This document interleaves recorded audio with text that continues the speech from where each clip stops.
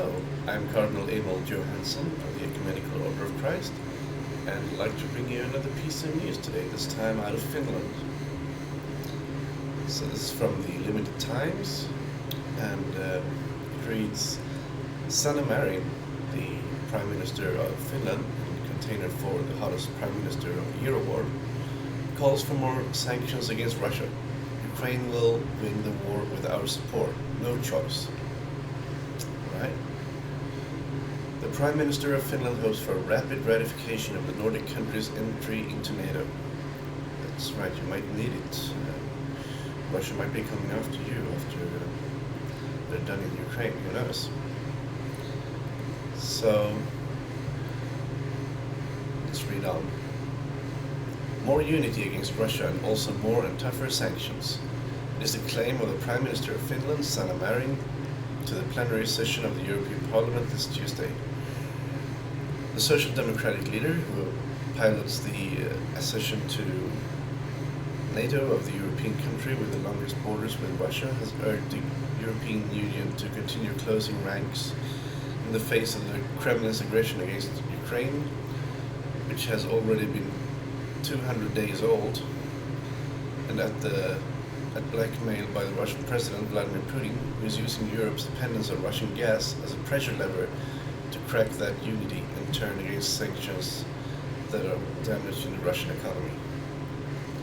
Ukraine will win the war with our support, said Marin, received with great applause from MEPs in the Euro Chamber in Strasbourg. There is no other option, but she has already won in our hearts. But she, I assume she is referring to Ukraine in this context. With energy prices skyrocketing and inflation skyrocketing across the EU, many fear that the unity of the 27 in supporting Kiev in the face of Putin's all-out war will crack. So, as we've mentioned before, I believe that both sides are suffering from this war, and it's getting worse. So,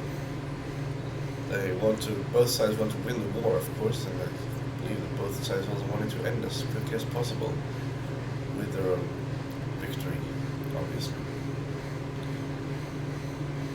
In his analysis of the future Europe, Marin spoke of a gloomy outlook with a growing energy crisis, democratic backsliding in some countries, and the rise in authoritarianism, as well as an increase in natural disasters. But he has shown convinced that the Union can emerge stronger from the test with unity, determination, and courage. And this is part of what we've talked about before, that democracy isn't really a very good system of government, more brutal, as you might call it, and people are starting to wake up to that fact, which is by design. It's a very good thing, because they need to be prepared for the takeover of the Lord Rayeel and his people. Russia can challenge us, blackmail us, and threaten us, but we will not give up, he said. His actions of hers have united the West like never before, while Russia is more alone than ever, she stressed. Which is not entirely true. There are some countries supporting Russia. Get your point, yeah. More information. Last minute of the war in Ukraine, criticized in recent weeks for a series of leaked videos in which she is seen dancing and partying with a group of friends. Marin has been a very strong voice against the Kremlin and against Russian aggression in Ukraine, and is leading the approach of his country to the Atlantic Alliance. Adhesion, ratified by more than 95% of the Finnish parliament, representation of the citizenry. Finland's entry and Sweden's, which is advancing alongside it, may redraw Europe's security architecture, which has faltered since Putin launched all-out war against Ukraine. 24 of the 30 NATO allies have already ratified the entry of Finland and Sweden into the Atlantic Alliance, but Turkey's green light remains, which is fueling the possibility of a veto by this country, which has already shown reluctance to enter the two Nordic countries. Yeah, I believe it has to be a unanimous vote for new countries to enter the alliance. On the eve of the Madrid summit, Ankara agreed to lift its veto in exchange for Helsinki and Stockholm committing to prevent the activities of the Kurdish armed group PKK, which according to human rights organizations could lead to extraditions.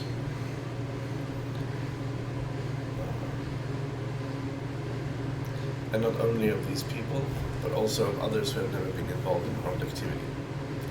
Marin has assured that the Finnish government does not and will not make decisions on the extradition of citizens claimed by Turkey, a NATO member which maintains a good relationship with Moscow and Kiev, is a tightrope walker, of whom it sells drones that are being key to defending itself from the Russian invasion. But these decisions are in the hands of institutions of justice and public servants. At a press conference with the President of the European Parliament, Roberta Metsola, the Finnish Prime Minister insisted that she will not speculate on Ankara's position and stressed that she hopes for a quick ratification. Naivety of the EU against the Kremlin. The Finnish Prime Minister has criticized the naivety of the Union and of many countries in the face of the Kremlin and their long dependence on a gas that the Kremlin sold cheaply and now uses as a weapon. This is exactly what President Donald Trump criticized Angela Merkel for too. And I think it was very coarse in his description of her when she decided to rely less on German power and more on importing Russian power. We should have listened earlier and better to the Baltic countries and Poland, which had experience with the Soviet Union. Now we pay a high price. We should never have entrusted our economy to others, she insisted in Strasbourg. Marin is part of the group of countries that advocates toughening sanctions against Russia. This Tuesday has called for not only quick and effective measures to deal with the energy crisis, but also formulas to make the war unsustainable for the Putin regime. The sanctions, the Finnish leader has said, should not only be against Putin, his inner circle, the security apparatus that governs Russia and its main political and economic actors, but should also be felt by citizens, she has claimed. Sanctions must be reflected in the daily lives of ordinary citizens, ordinary Russians, she said. It is not correct that while Russia kills civilians in Ukraine, Russian tourists travel freely in Europe, she added. He believes that the suspension by the Council of the EU of the agreement to facilitate visas for Russian citizens, and which basically translates into more bureaucracy and more expensive procedures, is not enough. Poland and 3 Baltic states have already passed measures to restrict the entry, mainly over land, of most Russian visa holders, and Finland has said it will also cut the number of new visas. So, see how this develops. It's interesting and as usual. Apparently we're now 200 days into this conflict. And we'll see what happens. So, I'd like to advise everyone to also check the description in the video below, because there is a link to the Facebook congregation and to the Return of Christ book that we have on Amazon. And I'd also like to remind everyone that the Lord's name is Rael, and you are encouraged to make exodus to Baja California, which has been designated a safe place.